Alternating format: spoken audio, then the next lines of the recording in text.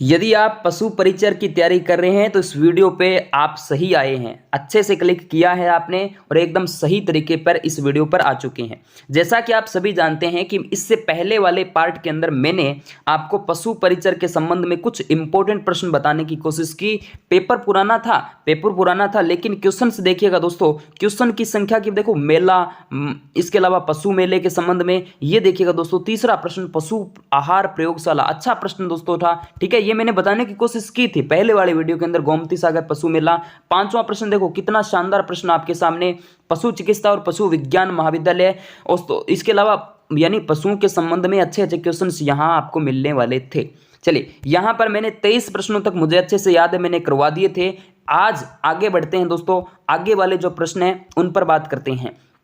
ठीक है, यदि आप पहले वाला वीडियो नहीं देखा है तो पहले वाले वीडियो को देखिएगा, लिंक डिस्क्रिप्शन के अंदर मिल जाएगा। और दोस्तों, आप यदि चैनल पर नए हैं तो चैनल को सब्सक्राइब कर लीजिएगा। फेसबुक पेज पर देख रहे हैं तो फेसबुक पेज को फॉलो करें, टेलीग्राम से जुड़े, और जो साथी अभी तक व्हाट्सअप से नहीं जुड़े तो व्हाट्सअप नंबर आपके सामने दे रहा हूँ 63 771 75006। इस नंबर पे आप अपना नाम और सिटी मुझे सेंड कर देना, मैं आपका नंबर जो है वो सेव कर लूंगा। बाकी कई विद्यार्थी वहां पर जुड़े हुए हैं, आप भी जुड़ जाना। चलिए, 24वां प्रश्न आपके सामने देखिए, निम्नलिखित में से कौन से स्थल को धूलकोट भी कहते हैं? ये हिस्ट्री से संबंधित सभ्यता स्थल जो है हमारा, उसके संबंध में प्रश्न है दोस्तों। 24 नंबर का बी यहाँ पे आहड़ सभ्यता आ जाती है। पृथ्वीराज विजय के लेखक थे, पृथ्वीराज विजय जो है उसके लेखक कौन है? जयानक है। कौन है? जयानक। गोविंदगिरी के नेतृत्व में भील आंदोलन को दबाने के लिए मानगढ़ का जनसंहार किस वर्ष हुआ था? यह भी अच्छा प्रश्न है दोस्तों, 1913 के अंदर। इसको भी रट लेना, कई परीक्षाओं के अंदर इस प्रश्न को पूछा गया है। इसके बाद राजस्थान के निम्नलिखित में से कौन सा एक भौतिक विभाजन सर्वाधिक क्षेत्रफल में है? बिल्कुल अच्छा प्रश्न है दोस्तों। सर्वाधिक क्षेत्रफल में अगर देखा जाए, सबसे नवीनतम क्षेत्रफल तो इसका रहेगा। ठीक है, और सर्वाधिक क्षेत्रफल जो है उत्तर पश्चिमी मरुस्थल प्रदेश, जो कि 61.11% भूभाग पर अपना क्षेत्रफल रखता है। कौन सा? मरुस्थल प्रदेश की बात यहां से कर ली जाती है, जो कि 2 पार्टों के अंदर है। इसके बाद राजस्थान के कौन से जिले में उड़िया का पठार स्थित है? उड़िया का पठार उड़ता है राजस्थान के माउंट आबू में स्थित है, और माउंट आबू वर्तमान में सिरोही जिले में है। चलिए, निम्नलिखित में से कौन सा राजस्थान की जलवायु को प्रभावित करने वाला आधारभूत कारक है? आधारभूत तत्व कह सकते हैं, जलवायु को अफेक्टेड करता है, क्लाइमेट को जो अफेक्टेड करेगा तो वो आपका आ जाता है सी, यहाँ पे तापमान करेक्ट आंसर हो जाता है। समुद्र से दूरी, समुद्र तल से ऊंचाई, दूरी जो है ना, तापमान, टेम्परेचर, उसकी बात यहाँ से कर ली जाएगी। इसके बाद राजस्थान में मरुस्थलीकरण की सबसे प्रभावी प्रक्रिया कौन सी है? सबसे प्रभावी प्रक्रिया आपसे पूछे तो करेक्ट आंसर आपका पवन अपरदन आ जाता है। क्या आ जाता है? पवन अपरदन।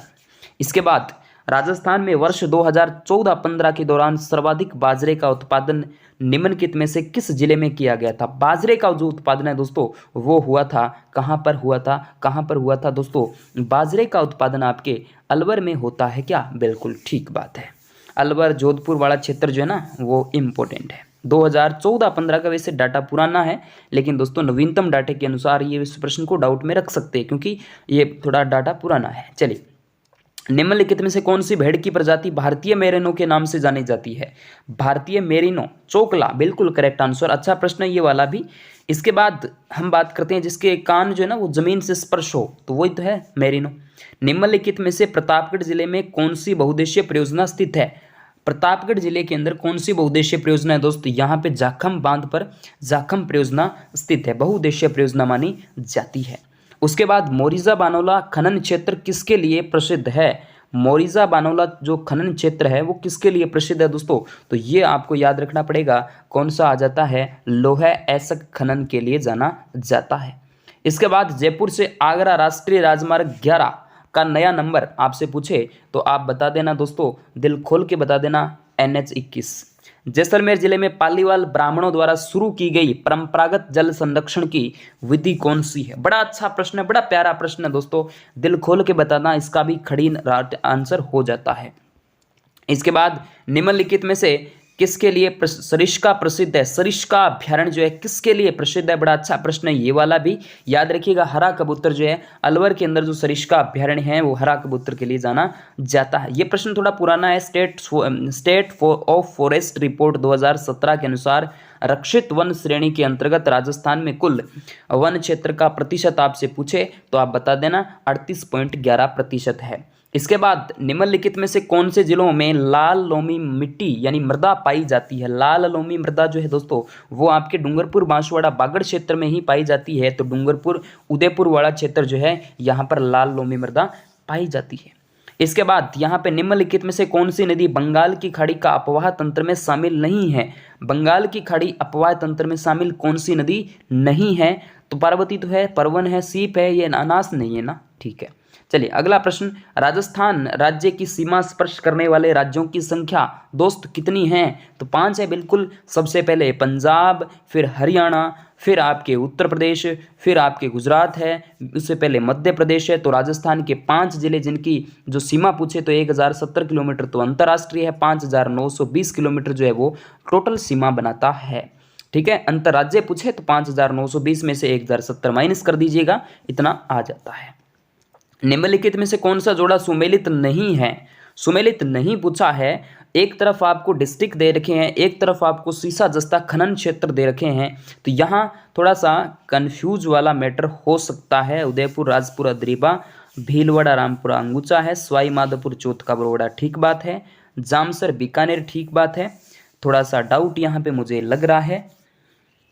पहला उदयपुर, रामपुरा, राजपुरा, ये उदयपुर का ही होना चाहिए ना।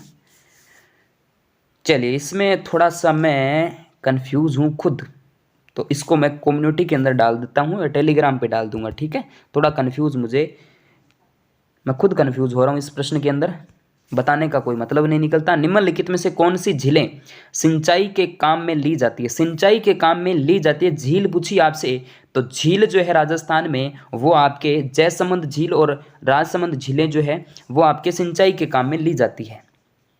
चलिए इसके बाद हम बात करते हैं अगला हमारा, राजस्थान में कृषि जलवायु प्रदेश 3rd B बाढ़ प्रभावित पूर्वी मैदान में कौन सा हिस्सा सम्मिलित नहीं किया गया है। तो यहाँ पर देखिएगा टोंक यहाँ पे बिल्कुल करेक्ट आंसर हो जाता है। इसके बाद देखिएगा इंडिया इको डेवलपमेंट कार्यक्रम कौन से राष्ट्रीय उद्यान यानी वन्यजीव अभ्यारण्य में क्रियान्वित किया गया। तो 45 नंबर का बी रणथंभौर राष्ट्रीय उद्यान करेक्ट आंसर हो जाता है। शुष्क सागवान वन राजस्थान के निम्नलिखित में से किस जिले में पाए जाते हैं। तो अच्छा प्रश्न ये वाला भी, तो बांसवाड़ा के अंदर। तो टोटल मैंने 46 प्रश्नों पर यहाँ पे डिस्कस कर लिया है इससे पहले वाले वीडियो को मिलाकर। ओके दोस्तों, थैंक यू।